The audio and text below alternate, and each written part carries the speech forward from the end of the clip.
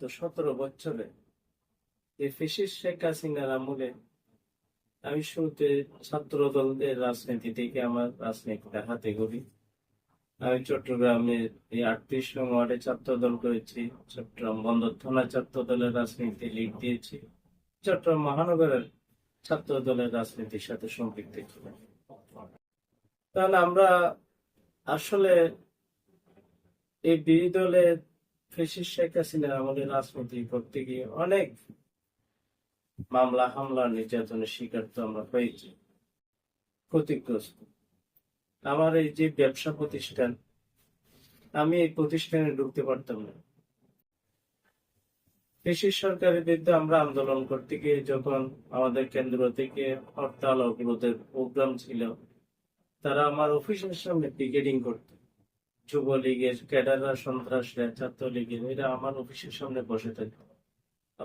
আমাকে যাতে অফিসে আসতে না পারে, বা প্রশাসনের কর্মকর্তারা, পুলিশ, ডিবি আমার অফিসে আমাকে এখানে খুঁজতো সবসময়, আমি অফিসে ঢুকতে পারতাম। রাজনীতি করতে গিয়ে আমরা 14 সাল থেকে শুরু করে 14 সালে যে অবরোধ, সে আন্দোলনে আমরা সম্পৃক্ত ছিলাম ওতপ্রোতভাবে। আমাকে তখন থেকে আমি মামলার শিকার। ফ্যাসিস্ট আমলে আমার বিরুদ্ধে 17টা পলিটিক্যাল মামলা হয়েছে। আমার ব্যক্তিগত কোনো একটা মশা মারার মামলা, অভিযোগও নাই। 17টা মামলার মধ্যে সবগুলো পলিটিক্যাল মামলা। আমাদের নেতা আমির খসরু মাহমুদ চৌধুরী আমাদের এই সংসদীয় আসনে এবং চট্টগ্রাম মহানগর বিএনপির ভাইস প্রেসিডেন্ট আইজ ভাইয়ের নেতৃত্বে আমরা এখানে আন্দোলন সংগ্রাম করেছি। করতে করতে আজকে 5ই আগস্ট, এই 5ই আগস্ট একদিনে সৃষ্টি হয়। 17 বছরের আমাদের আন্দোলনের ফসলে জুলাইয়ের মাধ্যমে ফ্যাসিস্ট শেখ হাসিনার বিদায়। গত 2 বছর ইন্টারিম গভর্নমেন্ট, পরবর্তীতে 12 ফেব্রুয়ারি নির্বাচনের মাধ্যমে আজকে বিএনপি সরকার তারেক রহমানের নেতৃত্বে গত 5 মাস ক্ষমতায় আছে। দেশের মানুষের আস্থার দ্বারপ্রান্ত উনি। দেশের মানুষের আস্থা, ভালোবাসায় আজকে তারেক রহমান, তার ব্যবহার এবং তার দেশ পরিচালনা মানুষ গ্রহণ করতে পারে। ইনশাল্লাহ বর্তমানে তো অবশ্যই ভালো আছি। ফ্যাসিস্ট আমলে তো আপনার সাথে বসে এই অফিসে কথা বলার সুযোগ ছিল না। এখন তো আমরা অন্তত গণতান্ত্রিক প্রক্রিয়ায় বুক ফুলিয়ে একজন দেশের নাগরিক হিসাবে যেভাবে চলার কথা আমরা সেভাবে চলতেছি। বাসায় রাতে পরিবারের সাথে ঘুমানোর সুযোগটা হচ্ছে, কোনো ডিস্টার্ব নাই। ইনশাল্লাহ ভালো আছে। বর্তমানে যেহেতু বিএনপি সরকার ক্ষমতায় আছে, আমাদের এখন এই দেশকে গড়ার জন্য বিএনপি সরকার যাতে দেশটাকে তার নির্বাচনী ওয়াদাগুলা যথাযথভাবে পালন করে দেশের মানুষের আস্থা অর্জন করতে পারে, আমরা তাদের এই সরকারের প্রক্রিয়াগুলোকে, কর্মযজ্ঞগুলোকে সহযোগিতা করার জন্য আমরা কাজ করে যাচ্ছি।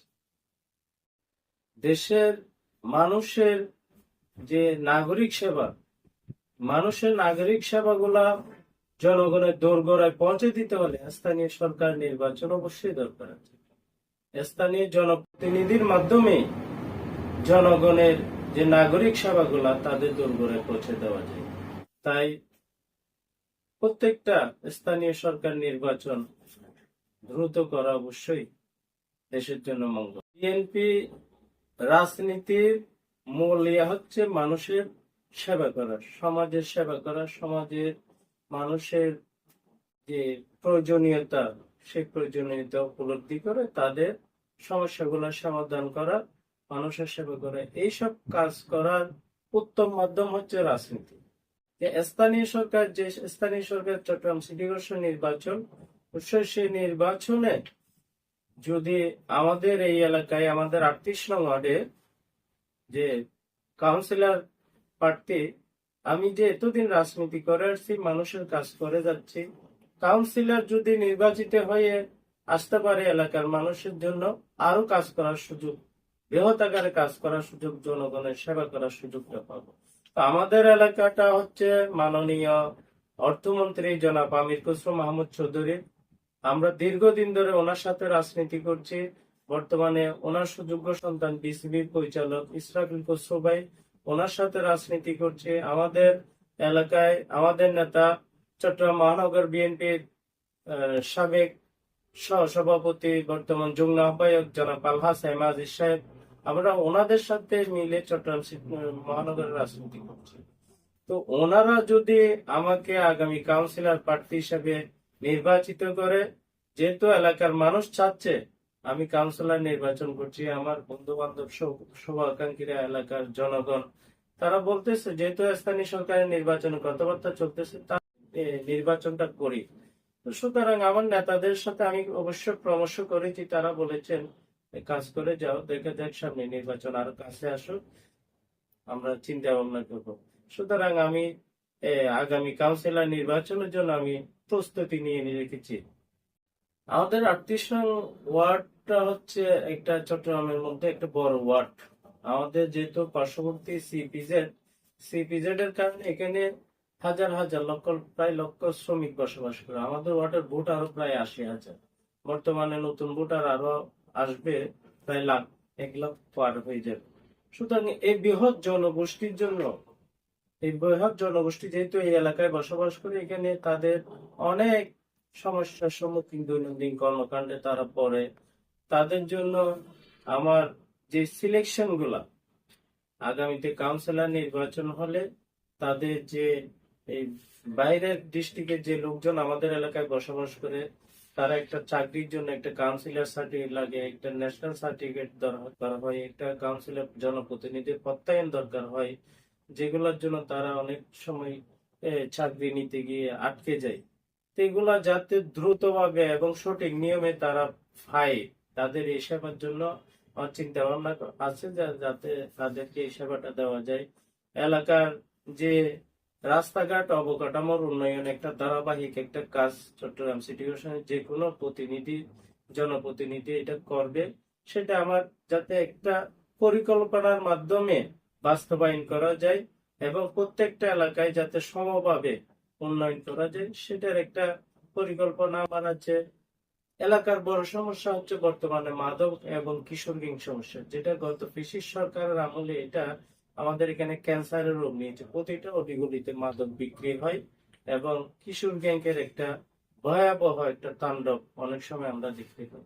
এই কিশোর গ্যাং নিয়ন্ত্রণ করে মাদক ব্যবসাকে এই এলাকা থেকে সম্পূর্ণভাবে নির্মূল করতে হবে। তার জন্য আমার অবশ্যই একটা পরিকল্পনা আছে, এলাকার মানুষকে নিয়ে এটা সামাজিক আন্দোলনের মাধ্যমে করতে হবে। আরেকটা বিষয় হচ্ছে যে আমাদের এই যে বিশাল জনগোষ্ঠী চিকিৎসার জন্য আমাদেরকে যেতে হয় চট্টগ্রাম মেডিকেল কলেজে অথবা আগ্রাবাদ মা ও শিশু হাসপাতালে। আমাদের এলাকায় একটা মেডিকেল ইতিমধ্যে আমাদের মাননীয় অর্থমন্ত্রী আমাদের পতেঙ্গা এলাকায় একটা মেডিকেলের জন্য জায়গা দেখেছেন। তো আমরা চাচ্ছি আমাদের এলাকায় এখানে অনেক সরকারি জায়গা আছে, সিডিএর জায়গা আছে, সংকলা রেল ক্রসিং এ আমরা ইতিমধ্যে অ্যাপ্লিকেশন করেছি মাননীয় অর্থমন্ত্রীর কাছে এই এলাকায় একটা সরকারি ভাবে স্বাস্থ্য সেবার জন্য একটা মেডিকেল কলেজ বা মেডিকেল করার জন্য। আরেকটা বিষয় হচ্ছে এই উঠতি বয়সের ছেলেদেরকে, যুবকদেরকে আপনি মাদক থেকে মুক্ত করতে হলে এলাকায় খেলাধুলাটা, যেটা আমাদের বর্তমান সরকার খুব গুরুত্ব দিচ্ছে, এলাকায় আমাদের যে স্কুলের মাঠগুলো আছে এগুলাকে ডেভেলপ করে ওখানে খেলাধুলার আয়োজন করে ছেলেদেরকে যাতে খেলাধুলার মাধ্যমে রাখা যায়, মাদক থেকে বিরত রাখা যায়, সে ব্যাপারে কাজ করার আমার একটা পরিকল্পনা আছে। আরেকটা হচ্ছে যে এলাকার যে ছেলেরা পড়ালেখা শেষ করে বেকারত্বের হার দিন দিন বেড়ে যাচ্ছে। তো আমাদের বর্তমান সরকার ডিক্লার করেছেন 1.5 বছরে 1 কোটি লোককে চাকরির ব্যবস্থা করবে। যেহেতু আমাদের পাশে চট্টগ্রাম সিপিজেড এবং কর্ণফুলী ইপিজেড, এখানে অনেক মিল ইন্ডাস্ট্রি আছে, ওখানে বেকার যুবকদেরকে কিভাবে চাকরিতে করা যায় সে ব্যাপারে এবং মাননীয় অর্থমন্ত্রীর সহযোগিতায় সরকারিভাবে যাদের যোগ্যতা অনুযায়ী তাদের জন্য চাকরির ব্যবস্থা করা যায়। কাউন্সিলর নির্বাচিত হলে আমি তো অনেকদিন ধরে বিভিন্ন সংগঠনের সাথে, সামাজিক রাজনৈতিক সংগঠনের সাথে জড়িত। আমাদের 38 নং এলাকার মানুষ আমাকে ভালোভাবে চেনে। আমাদের ফ্যামিলি সম্বন্ধে, ফ্যামিলি ব্যাকগ্রাউন্ড সম্বন্ধে ভালোভাবে জানে, আমাকে চিনে। ইতিমধ্যে আমি কাউন্সিলর নির্বাচন করার জন্য এলাকায় কাজ করে ঘুরে বেড়াচ্ছি। এলাকায় যে জলাবদ্ধতা গেল এ ব্যাপারে, এলাকার যে পানি নিষ্কাশন ব্যবস্থা, ড্রেনেজ ব্যবস্থার উন্নয়নের জন্য এলাকার মানুষের সাথে নিয়ে আমি কাজ করছি। তো এলাকার মানুষ আমাকে ভালোভাবে জানে। আশা করি আগামী কাউন্সিলর নির্বাচনে যদি আমি প্রার্থী হই, আমার নেতৃবৃন্দ যদি আমাকে নির্বাচিত করে কাউন্সিলর প্রার্থী হিসেবে, এলাকার মানুষ আমাকে সমর্থন দিবে। আমি এলাকার মানুষের দোয়া এবং সমর্থন দুইটাই কামনা করি।